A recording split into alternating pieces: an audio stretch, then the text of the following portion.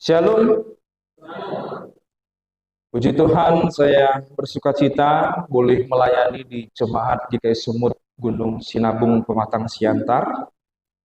Perkenalkan Bapak Ibu, nama saya Pendeta Trisurya, saya Jawa, dan istri saya satu, Boru Purba. Ada marga Purba di sini, Amang? Tulang? Ada ya? Ya, Horas Tulang.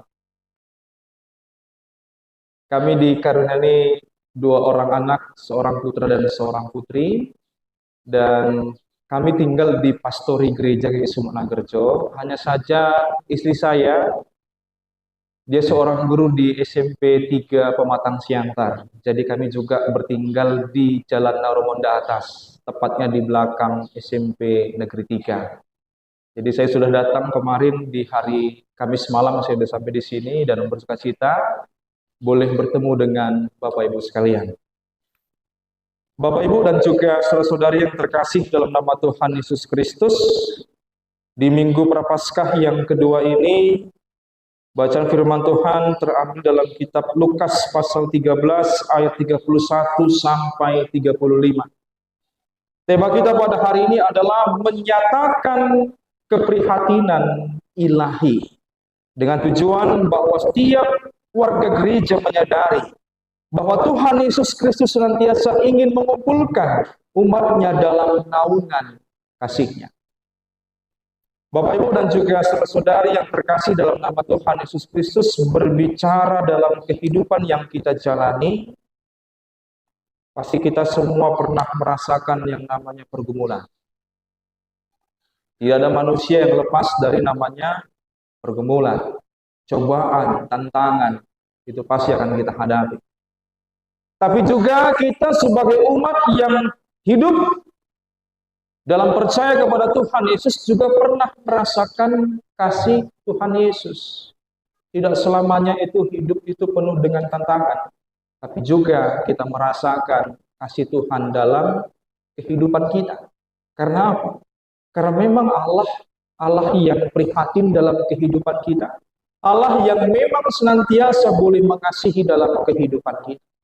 Nah, saya bersaksi bahwa kami juga merasakan yang namanya kasih Tuhan dalam kehidupan kami.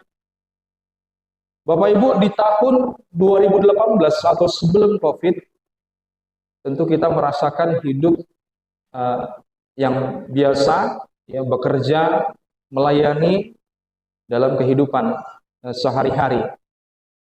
Jadi 2018 kami baru menikah pada saat itu. Saya sebagai seorang pelayan, istri saya sebagai seorang guru honor pada saat itu. Dia juga mengajar di beberapa tempat untuk mengajar les. Puji Tuhan Bapak Ibu, ketika sebelum COVID, dalam artian secara materi kami cukup. Nah, persoalannya adalah ketika COVID-19 itu datang, dari penghasilan yang memang dirasakan oleh keluarga kami termasuk istri, ya, mohon maaf kalau berbicara nominal, sekitar 5 atau 6 juta dari istri saya itu dari ngajar les Bapak Ibu. Cukup bagi kami sebagai keluarga baru. Ketika COVID datang, tinggal 700.000. Habis. Persoalannya anak baru lahir, banyak kebutuhan pada saat itu. Kita putar pusing, kita berusaha untuk bagaimana ini menghadapi. Belum lagi ketika saat COVID juga banyak juga keluarga yang tinggal di rumah dan semua itu butuh makan. Nah, ketika pada saat itu hal yang bisa kami lakukan, yang terpikir untuk bisa memenuhi kebutuhan secara jasmani sambil juga berserah kepada Tuhan, kami jualan, Bapak. Jualan bakmi. Ya, kebetulan saya bisa masak sedikit dan puji Tuhan banyak peminat. Dan memang berjalan dengan baik. Selama COVID kami terus berjualan, menyampaikan makanan-makanan ke rumah jemaat, ya, yang memesan, dan kebetulan karena dibantu oleh adik-adik pada saat itu dapat terlaksana dengan baik. Sudah habis COVID, habis juga pelanggan kami, Bapak Ibu. Persoalannya juga masih dalam keadaan yang belum normal secara keuangan. Kami juga sempat bersawah menanam timun. Kami lakukan. Ya.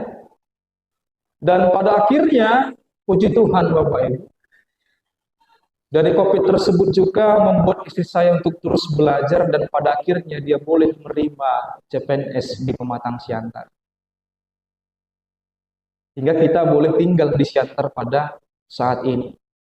Apa yang mau saya katakan adalah bahwa di tengah-tengah pergumulan persoalan yang kita hadapi, Tuhan tetap menyertai dalam keprihatinannya kepada kita. Allah yang senantiasa boleh menuntun untuk boleh menyelamatkan umatnya. Walaupun kita melihat ketika kehadiran Tuhan Yesus di tengah-tengah dunia ini, yang juga ingin menyatakan kasih-Nya, terdapat jegalan-jegalan, terdapat tantangan-tantangan yang juga dihadapi oleh Tuhan Yesus ketika Dia boleh melayani di tengah-tengah dunia ini. Kita melihat bacaan dalam kitab Lukas pasal 13 ayat 31 sampai 35 ini. Ketika dalam perjalanan Tuhan Yesus mewartakan Injil Kerajaan Allah, jadi ada dua respon ketika Dia menyampaikan kabar sukacita ini. Yang pertama responnya adalah banyak orang yang percaya dan menerima akan pengajaran dari Tuhan Yesus. Tapi juga ada yang kedua adalah orang-orang yang tidak menerima apa yang disampaikan oleh Tuhan Yesus. Ada orang-orang yang ingin menjegal, ada orang-orang yang memang tidak suka akan pengajaran Tuhan Yesus. Siapa dia? Dalam firman Tuhan ini kita melihat bahwa ada kelompok Farisi, ada ahli-ahli Taurat, ada tua-tua Israel yang kerap kali menolak pengajaran Tuhan Yesus. Bahkan sering berdebat dengan Tuhan Yesus perihal kerajaan Allah. Kita melihat di sini Bapak Ibu bahwa ada semacam penolakan yang dilakukan oleh orang-orang Farisi pada saat itu dengan mengatakan ketika Tuhan Yesus sedang mengajar, orang-orang Farisi ini mengatakan, pergilah Tuhan Yesus. Kalau kamu masih di sini dalam pengajaranmu, nanti Herodes atau orang-orang Herodes itu datang. Orang-orang ini bisa membunuh engkau. Itu kata orang-orang Farisi. Sekilas Bapak Ibu, kita melihat ada semacam sebuah kepedulian terhadap diri Tuhan Yesus. Seakan-akan orang-orang Farisi ini adalah orang-orang yang peduli terhadap keselamatan dari Tuhan Yesus. Tapi sebenarnya adalah orang-orang Farisi yang bermuka dua ini, orang-orang yang munafik ini sebenarnya ingin menghentikan yang namanya pengajaran Tuhan Yesus pada saat itu. Dengan cara menakut-nakuti Tuhan Yesus bahwa akan ada Herodes yang akan membunuh Tuhan Yesus pada saat itu. Jadi memang kadang sulit menghadapi orang yang bermuka dua ini. Ya, seperti orang-orang Farisi ini, ahli-ahli Taurat ini. Ya. Kalau di zaman Tuhan Yesus ada orang yang begini. Kalau di jemaat kita apakah ada seperti ini? Bisa saja ada.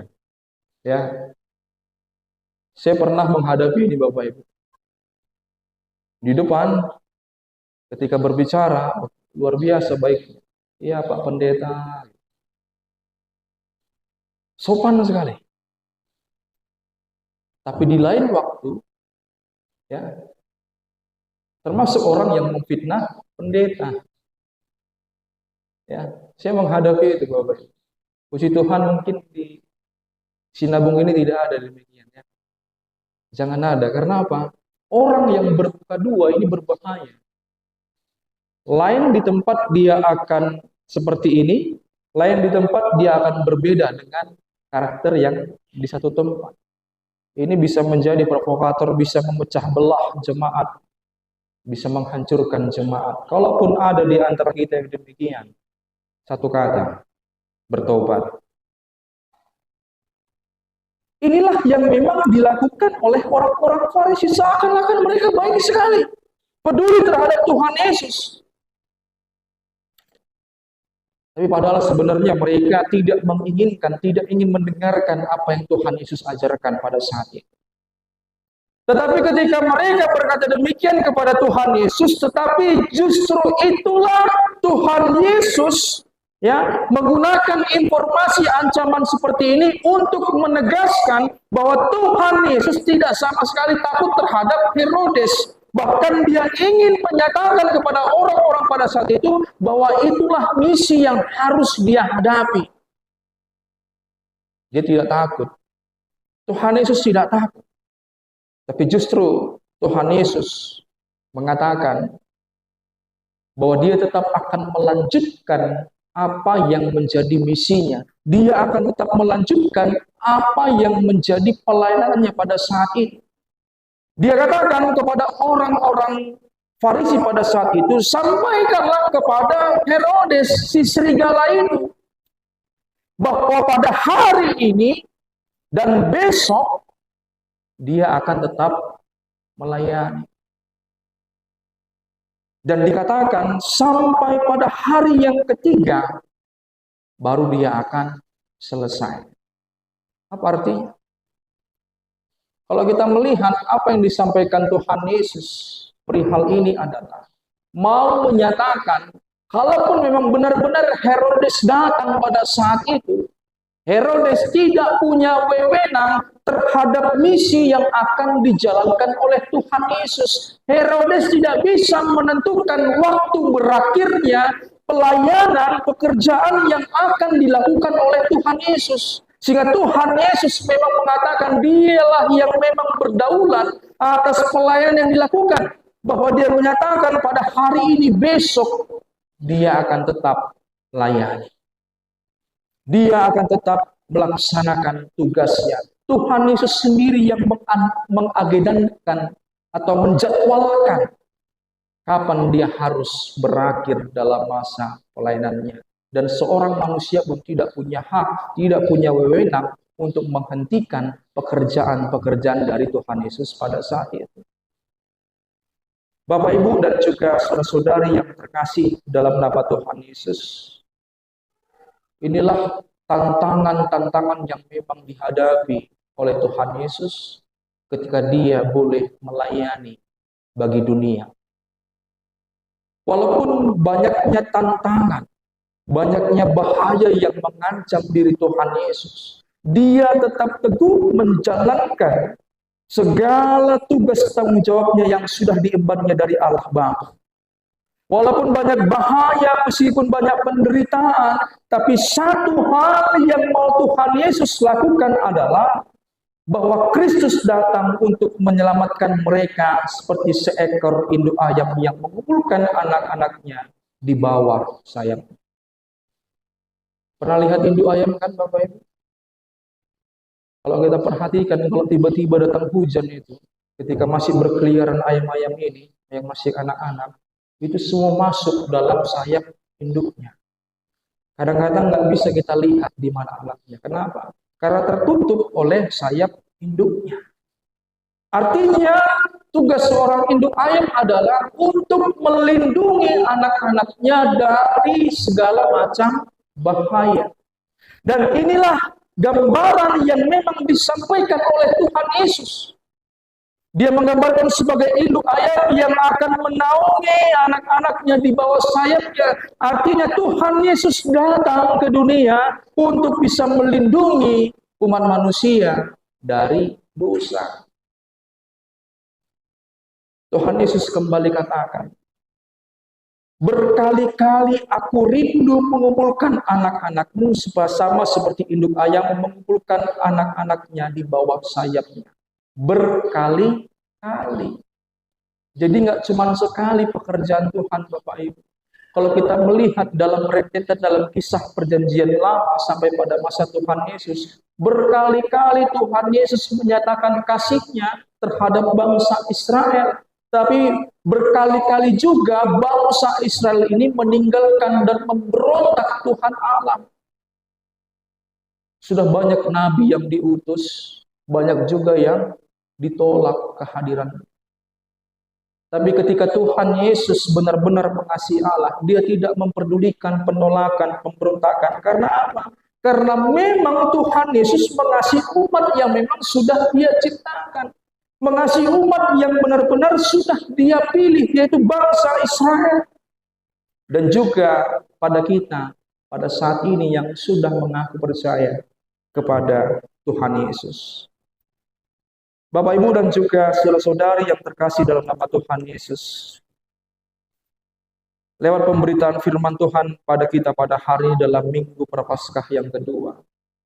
Dalam menyambut akan pengorbanan Tuhan Yesus, diri kita dihadapkan untuk mempersiapkan diri dalam kehidupan kita.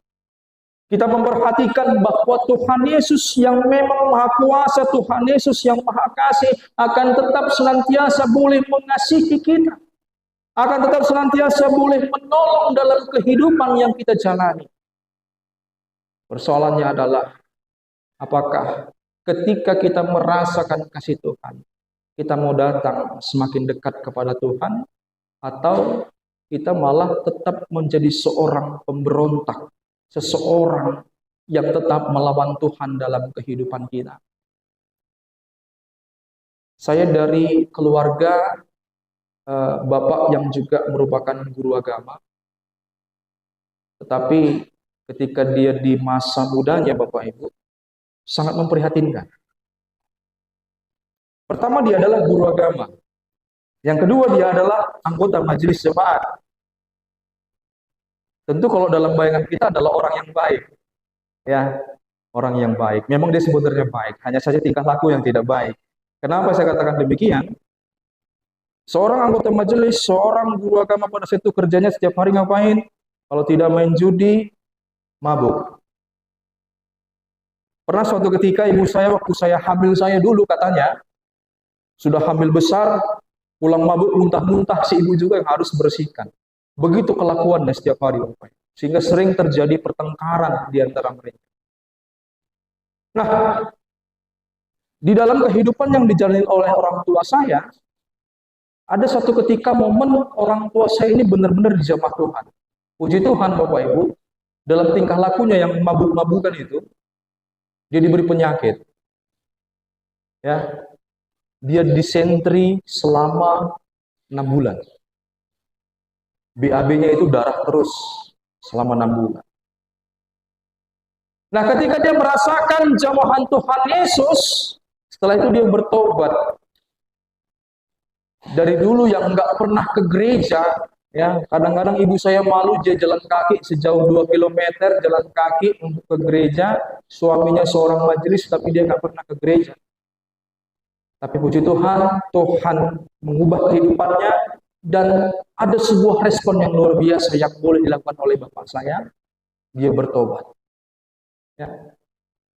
Menjadi seseorang yang pada akhirnya walaupun melanggar tata hukum gereja, bapak saya ini nggak pernah diturunkan dari majelis sampai dia meninggal. Artinya apa? Bahwa Tuhan memiliki banyak cara untuk menjamah kehidupan kita yang dalam pergumulan. Tuhan prihatin dalam kehidupan yang boleh kita jalani. Ketika Bapak Ibu dan saya pada saat ini menghadapi pergumulan tantangan, nikmati. Sambil kita berserah. Ya, tentu Bapak Ibu saya saat ini mempunyai pergumulan. Tapi respon kita itu harus sama. Berserah pada pertolongan Tuhan. Karena Tuhan adalah Tuhan yang prihatin. Ketika dia dijegal, ketika dia banyak yang menolak, dia tetap mengasihi manusia. Untuk siapa? Untuk kita. Untuk saya, untuk Bapak, Ibu, semua. Karena Tuhan prihatin terhadap kehidupan kita manusia. Yang terakhir Bapak Ibu, firman Tuhan ini tidak hanya menegaskan soal keprihatinan Tuhan dalam kehidupan kita. Tapi bagaimana juga firman Tuhan ini mengajak jemaat, mengajak kita semua sebagai seorang hamba untuk tetap kuat dalam pekerjaan Tuhan.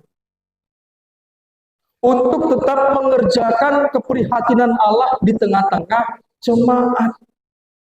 Jadi berbicara pengajaran pekerjaan Tuhan, ini pasti banyak tantangan yang dihadapi. Akan banyak. Mulai dari keluarga, mulai juga dari jemaat.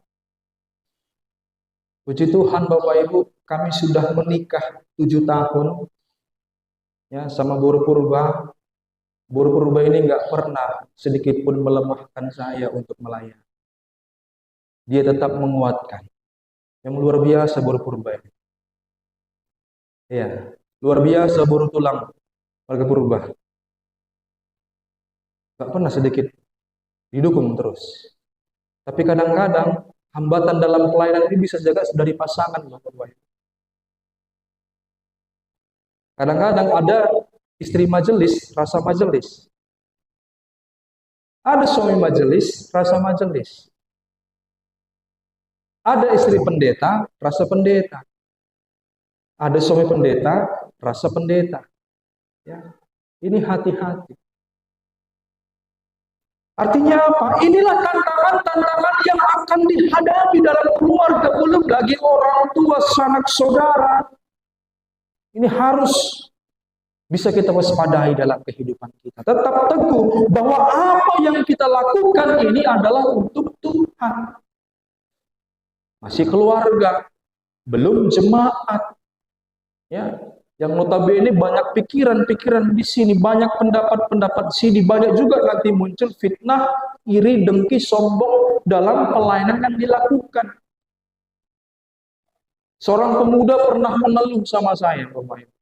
Ketika dibentuk tim pengadaan audiovisual di gereja kita di sana, sudah mengeluh. Dia bilang, Pak Pendeta, kayaknya nggak sanggup deh. Kenapa saya bilang? Belum juga dikerjakan, sudah ada yang nolak kehadiran kami. Belum juga dikerjakan, masih baru dilantik mengatakan, nggak bisa ini bekerja. Karena masih muda, harusnya yang lebih dewasa. Ini contoh penolakan, contoh tantangan yang akan dihadapi sebagai hamba Tuhan. Bagaimana kita bercermin pada Tuhan Yesus yang memang menghadapi banyak tantangan, banyak penolakan, tapi satu hal dia tegaskan bahwa dia akan tetap terus melayani sampai pada akhirnya. Ini juga yang memang harus kita pegang teguh sebagai hamba Tuhan. Saya yakin Bapak Ibu majelis ini hebat-hebat. Kenapa? Karena sebagai Bapak Ibu majelis ini yang dipikirkan nggak cuma yang di rumah saja. Mikirkan jemaat juga. Ya. Ada jemaatnya yang punya konflik pun harus dipikirkan oleh Bapak Ibu majelis ini. Ya, jadi luar biasa memang pergumulan tantangan sebagai hamba Tuhan. Tapi kalau kita bercermin pada pengalaman Tuhan Yesus, ini akan menambahkan sukacita buat kita. Tuhan akan tetap menguatkan kita. Tuhan akan tetap menuntun kita. Ketika saat ini kita bergumul, mari Bapak Ibu dan juga saudara-saudari, kita berserah kepada Tuhan Yesus. Karena Tuhan Yesus akan memberikan pertolongan kepada kita. Kiranya Tuhan memberkati. Amin.